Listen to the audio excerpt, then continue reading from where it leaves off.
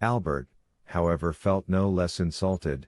The few lines which had irritated him were certainly intended as an insult.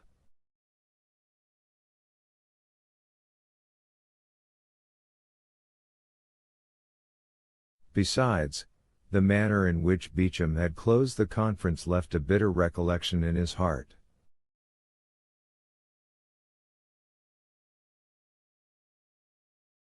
He cherished the thought of the duel, hoping to conceal its true cause even from his seconds.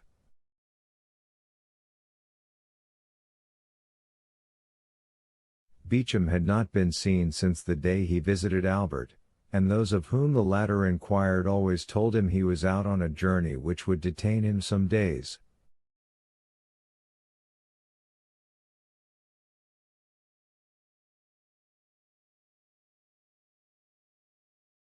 Where he was no one knew. One morning Albert was awakened by his valet de chambre, who announced Beecham.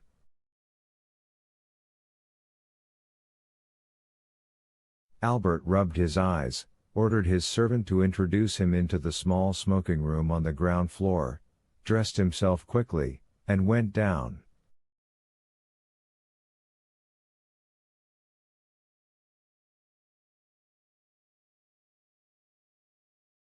He found Beecham pacing the room. On perceiving him, Beecham stopped. "Your arrival here, without waiting my visit at your house today, looks well, sir," said Albert.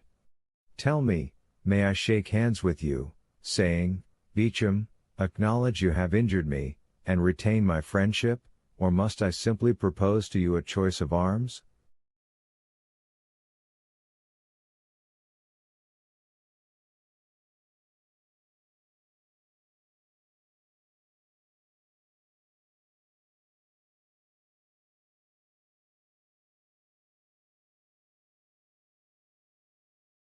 "Albert," said Beecham, with a look of sorrow which stupefied the young man, "let us first sit down and talk."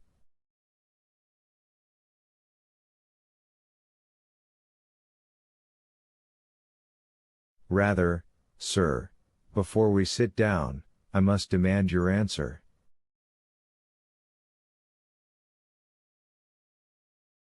"Albert," said the journalist, "these are questions which it is difficult to answer."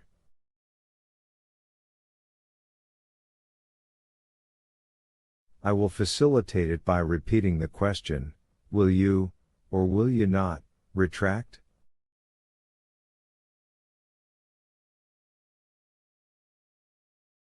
"Mercer, it is not enough to answer yes or no to questions which concern the honor, the social interest, and the life of such a man as Lieutenant General the Count of Mercer, peer of France."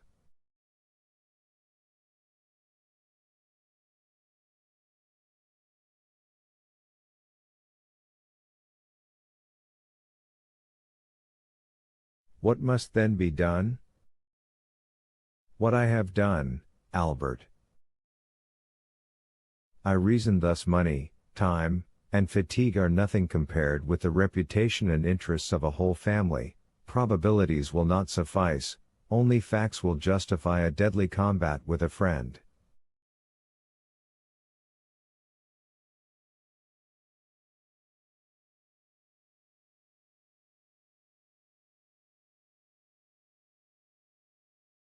"If I strike with the sword, or discharge the contents of a pistol at man with whom, for 3 years, I have been on terms of intimacy, I must, at least, know why I do so.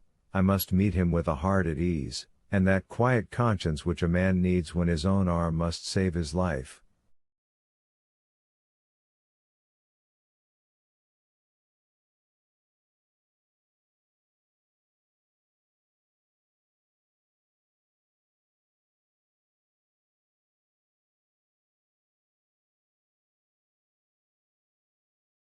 "Well," said Mercer, impatiently, "what does all this mean?"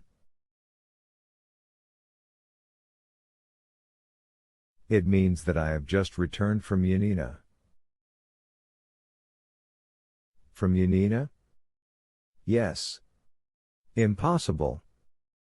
Here is my passport, examine the visa Geneva, Milan, Venice, Trieste, Delvino, Yanina.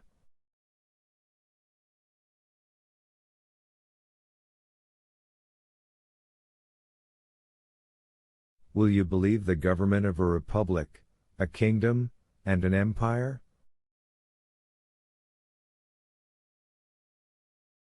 Albert cast his eyes on the passport, then raised them in astonishment to Beecham.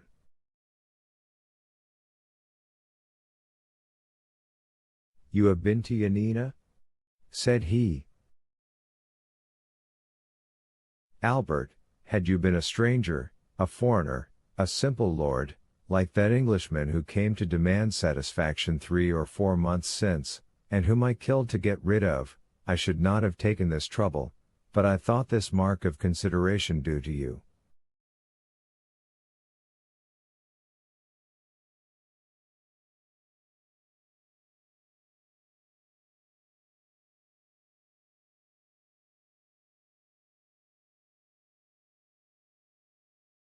I took a week to go, another to return, 4 days of quarantine, and 48 hours to stay there, that makes 3 weeks.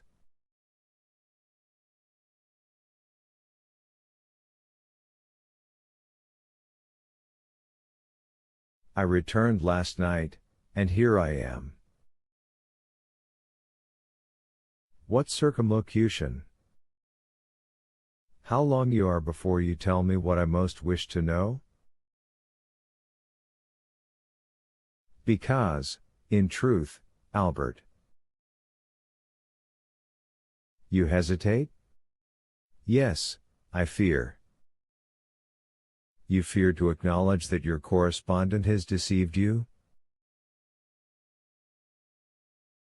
Oh, no self-love, Beecham. Acknowledge it, Beecham, your courage cannot be doubted.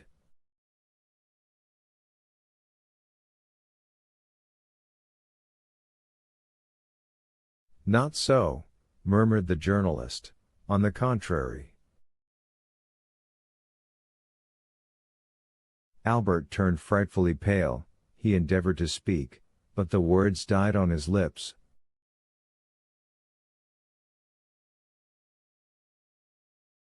My friend, said Beecham, in the most affectionate tone, I should gladly make an apology, but, alas, but what?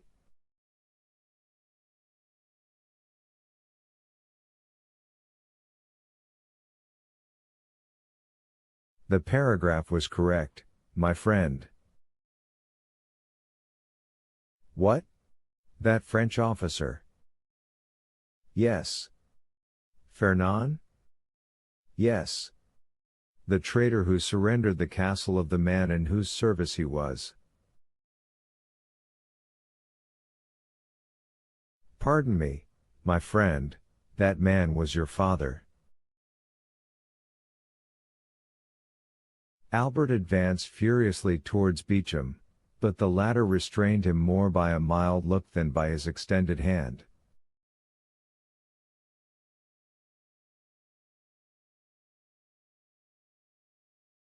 My friend, said he, here is a proof of it. Albert opened the paper. It was an attestation of 4 notable inhabitants of Yanina, proving that Colonel Fernand Monjegu, in the service of Ali Tepelini, had surrendered the castle for 2 million crowns.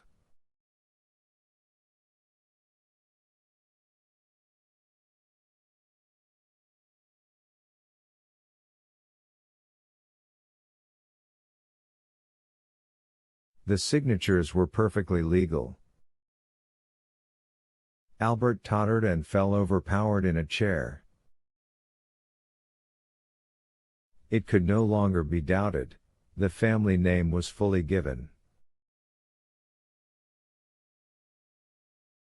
After a moment's mournful silence, his heart overflowed, and he gave way to a flood of tears.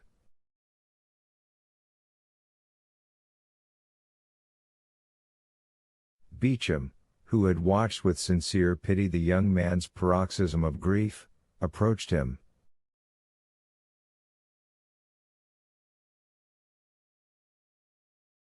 Now, Albert, said he, you understand me, do you not?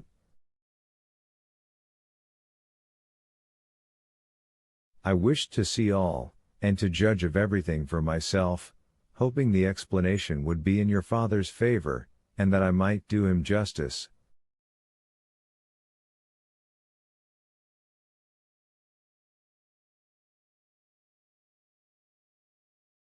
But, on the contrary, the particulars which are given prove that Fernand Monjegu, raised by Ali Pasha to the rank of Governor-General, is no other than Count Fernand of Mercer. Then, recollecting the honor you had done me, in admitting me to your friendship, I hasten to you.